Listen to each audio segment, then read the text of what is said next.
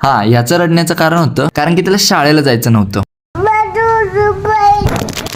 असं रडत रडत त्यानं तर 2-3 वेळा फोन पाडला. शाळेच्या नावाने नवीन नवीन कारणं पण बाहेर निघत होती. ती आता पळत गेली, बोलू पळत पळत गेली, आलो आलो म्हणत तुम्ही किती बरोबर 11 वाजले ना. तरी आईने त्याला काय काय सांगून तयार पण केला होता, पण त्याचं एकच. हे रडत बघून आईने मागून एक आवाज दिला, त्याला उचलून आण म्हणून.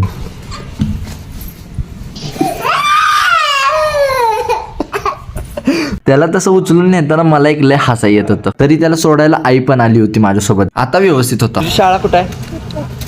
इकडं.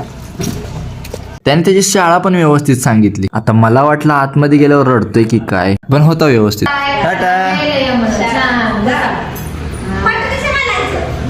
रडू आलत त्याला लय, पण ती जरा मॅडम असल्यामुळे नाही रडला.